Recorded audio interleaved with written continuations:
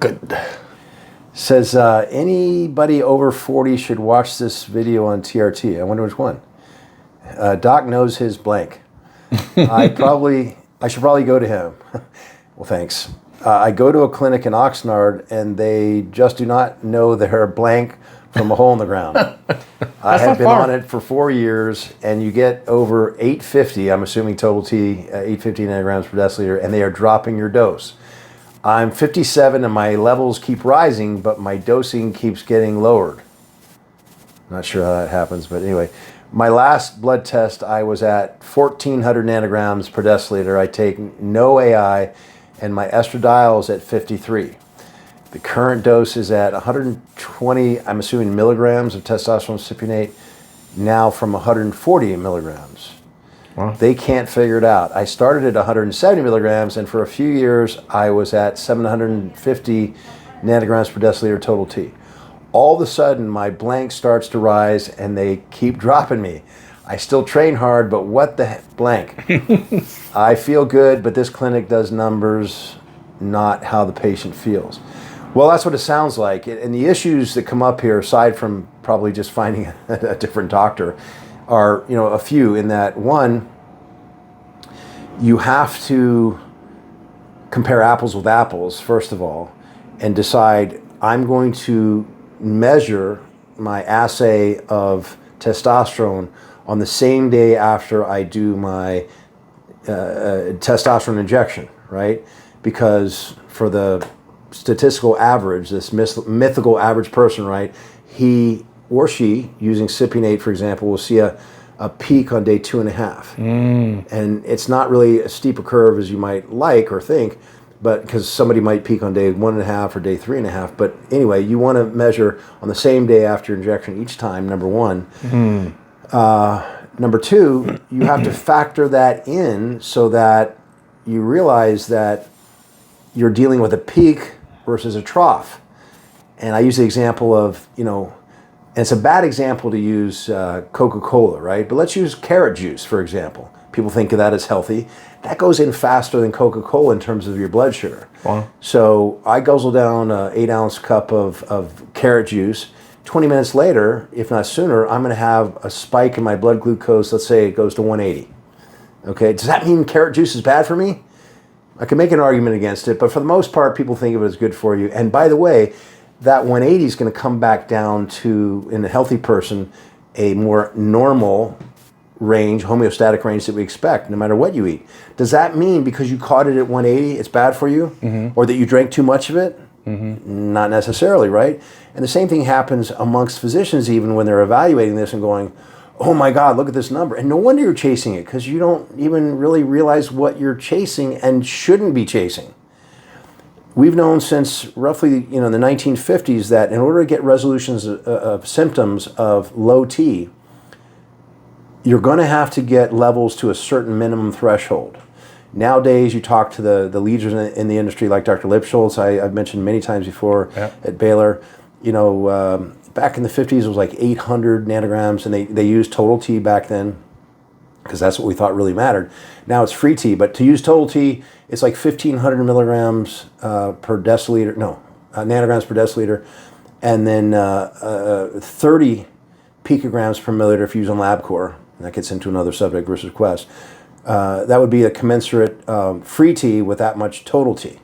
All right, and you really don't want to drop below that, okay, or you'll see, less resolution of symptoms. Well, first of all, that falls outside of physiologic range, so that, puts doctors' underwear in a twist, as they might say, right?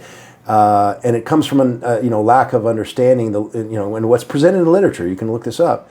That that's optimal for most people, and that unlike finding a sweet spot for, say, thyroid hormone, where too much is too much and too little, we're really searching for that minimum threshold below which you fall under and things don't work as well. So testosterone is a little bit different in that regard.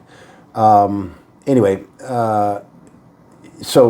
what I'm reading here is, it's very possible that the numbers are floating around because, well, first of all, they keep changing the dose, but they're changing because what's not taken into account is when you did your injection versus when you take your blood to get an assay. Shouldn't they know that, though? I mean, you would think that his doctor would know that. I mean, for me, it's a double-edged sword in that I'm so happy to see that physicians are now welcoming this, as mainstream, because, I mean, we had some of these conversations at lunch, like, alcohol kills more people in the world by far than testosterone kill anybody yet. Yeah.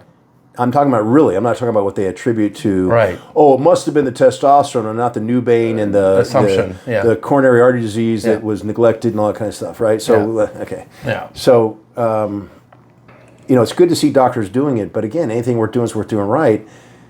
It'll come, I hope, and like I said many times before, the urologists are picking up the slack in the industry. For men, we're hoping that the OBGYNs will pick up the slack, for women in this category. Still not seeing it happen as much, but I think it's made the turn. And otherwise you have people that, under the guise of regenerative medicine or just internal medicine, a primary care physician can learn it. But yeah, this comes from not going all in and really knowing it. And, I'm not saying that there should be any leniency, but there's a learning curve in everything. It's not taught in medical school. So you're going to have to learn some of it on your own, and there'll be some, mistakes made. Yeah. But the beauty of this is these mistakes typically are not harmful. They may be hurtful in the sense, you get the gynecomastia because you don't govern your estrogen accordingly. But that comes back to this too. Estradiol, he said, was 53.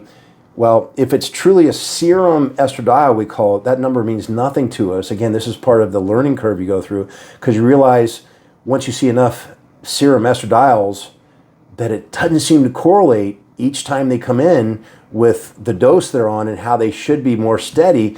And you realize, the problem with the serum estradiol test is that it's not sensitive enough, not precise enough, to be accurate in a male whose levels tend to be much, much lower than a female's who, is going to have a level of, say, 250 of a picograms per milliliter of estradiol.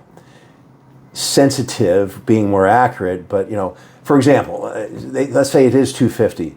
And really, because of the lack of precision in the test, it's 25 nanograms per deciliter or higher, or picograms per milliliter or higher. Well, for a male, that's the difference between oversuppressed, perfect, or double what it should be. So you have to get an estradiol sensitive to be able to even evaluate this number.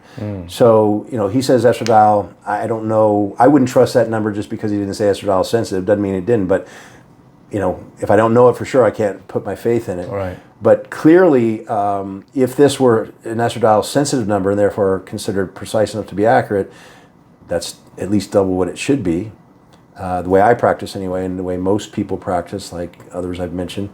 So I would suggest, bottom line, I hope I gave some general information that makes sense and I didn't miss any questions here, but find another practitioner that you can find that maybe knows a little bit more about it. And you might start with, a leading urologist. One thing you can do too, I know it sounds like I keep pumping up Dr. Lipschultz, but for good reason. If you look at a lot of papers that are published in this industry, he's one of the leading authors. I mean, he's probably more prolifically published than any other doctor in this area. He's kind of the godfather of this medicine, but he has a lot of fellows that have gone through Baylor that are now all across the country. Miami, Atlanta, Oxnard is kind of a smaller area, but it's close enough to LA where, well, obviously you're welcome to come see me, but if you prefer, there's got to be a urologist here that has that kind of training. And so the upshot is, second opinions are usually invaluable. You could go to Santa Monica. It's not that far. Just reach out to the doctor, and all the information is at the beginning of the video. Right. Cool. Good. Ready? This one is from, looks like JK. I have a question about TRT. I'm 59 and finally feeling it. I've been pretty active my whole life, lifting, cycling, etc. I'm completely ignorant about it. I know Jay does it. Dave, I'm not sure about you. Where's a good dose or place to start? Well, the first place to start is with a physician, like we were just talking about in the other question, that specializes in this area. Unfortunately, I've mentioned it before, endocrinologists, which are the guys and gals that study hormones, typically don't have the formal education, because there isn't much of a formal education when it comes to testosterone and the other steroid hormones anyway. But their focus, for various reasons about the way we're trained in that area, is really with thyroid and the pancreas, right?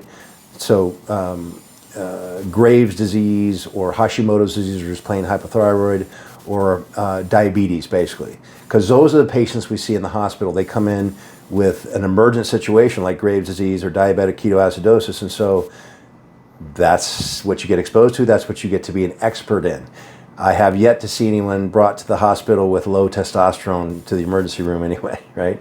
So, you might have to find someone outside of an endocrinologist. Again, I usually point to a urologist for a male, and hopefully an OBGYN that's up to date with hormones for a female, or someone like me who's either a primary care physician who makes it known that that's their expertise and has reason to make it known.